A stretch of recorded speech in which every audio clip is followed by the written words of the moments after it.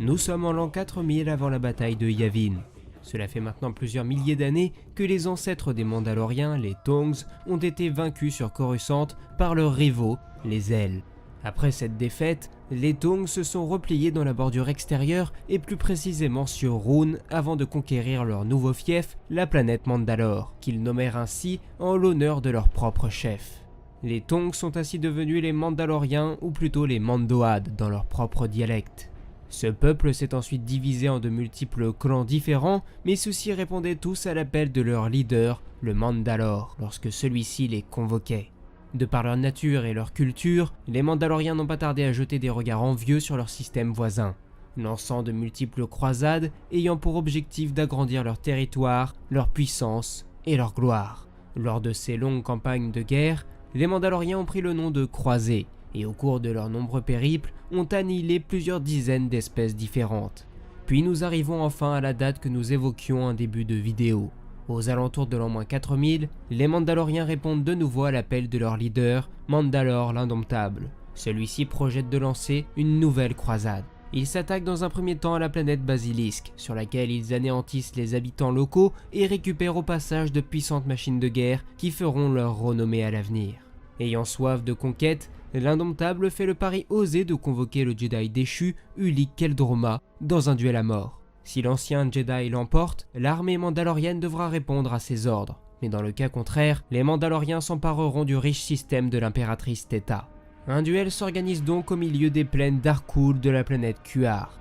Et comme si la chose ne se révélait déjà pas assez compliquée, le Mandalorien avait bien pris soin d'établir les règles à son propre avantage, refusant par exemple à son adversaire le droit de toucher le sol ou bien encore d'utiliser une machine de guerre telle que la sienne. Le combat s'engage alors, et malgré la supériorité technique et martiale du combattant Mando, Ulic parvient à désarçonner son adversaire puis à le mettre au sol. Celui-ci s'avouera vaincu et se déclarera comme le perdant de leur duel. Il implorera ensuite le Jedi de l'exécuter, mais celui-ci refusera, estimant qu'il prévoyait un bien meilleur destin pour son nouveau commandant. Ainsi, l'armée mandalorienne se joint aux troupes d'Ulic Qel-Droma qui prévoyait justement un assaut massif et brutal sur la planète capitale, Coruscant.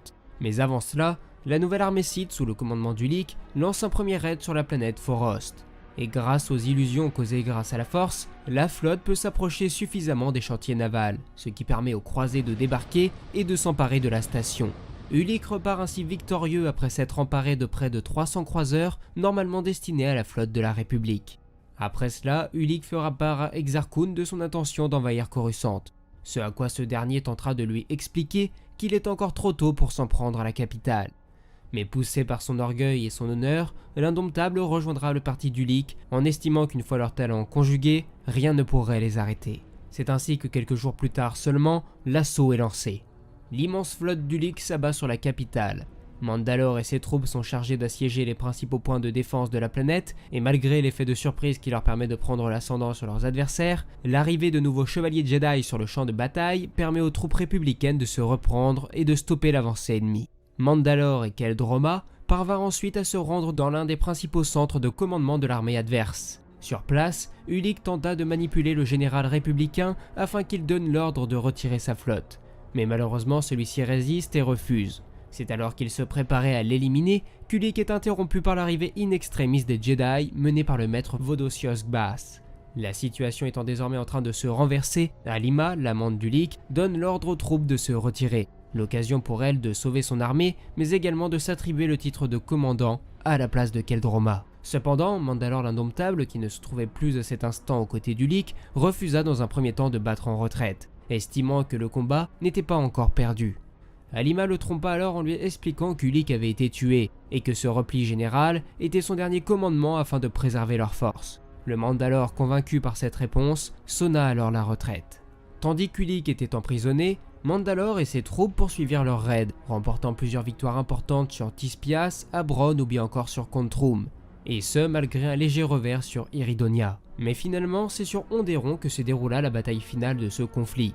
En effet, c'est suite à l'évasion d'Ulic et à ses nouveaux ordres que la flotte mandalorienne se retrancha sur cette planète. Mais malheureusement pour eux, ils furent repérés par les forces de l'armée locale de la reine Gallia. Son époux, le roi Oron Kira, convoqua prestement ses chevaucheurs de bêtes pour aller à la rencontre de leurs nouveaux ennemis. Un combat terrible s'engagea alors dans les cieux d'Onderon. en attendant que leurs alliés républicains ne leur viennent en aide. Mais jusqu'ici, le combat était plutôt équilibré, mais une fois la force de frappe du capitaine Orley Vanicus sur place, les chances de victoire des Mandaloriens étaient pour ainsi dire nulles. Mandalore sonna alors de nouveau la retraite pour son armée. Celui-ci espérait pouvoir semer les troupes de la République dans les épaisses jungles de Dexun. Malheureusement, avant même qu'il n'ait pu poser le pied sur la planète, son basilisque est pris pour cible par un croiseur ennemi et le fait s'écraser dans la jungle. Alors qu'il s'extrait péniblement de la carcasse de sa machine, l'indomptable est immédiatement attaqué par deux gigantesques créatures qui se disputent son cadavre. Et c'est ainsi que les Mandaloriens, après avoir semé le trouble et la terreur dans une importante partie de la galaxie, finissent par être vaincus, une fois de plus. Mais ceux-ci finiraient bien par obtenir leur revanche, car dans les jours qui suivent cet échec, un jeune guerrier de choc fait une étrange découverte dans la forêt. Ce mystérieux guerrier venait de tomber sur les restes de son ancien leader. Il s'empare alors de son masque et le coiffe à la place du sien. Il devient dès lors le nouveau leader des Mandaloriens et prend le nom de Mandalore, l'ultime. Cette vidéo est à présent terminée, j'espère qu'elle vous aura plu malgré sa courte durée, mais ne vous inquiétez pas car on reviendra très prochainement sur la suite de cette histoire, avec notamment le conflit qui a opposé Mandalore l'ultime à un mystérieux Jedi dont vous avez probablement déjà entendu parler. Bref, si cette vidéo vous a plu, n'hésitez pas à la liker, à la commenter, à la partager autour de vous, c'est super important pour faire grandir la chaîne. Vous pouvez aussi me soutenir en cliquant sur le bouton rejoindre en dessous de la vidéo ou en vous rendant sur mes pages Tipeee ou Utip. Je me permets également au passage de remercier toutes les personnes qui me soutiennent déjà.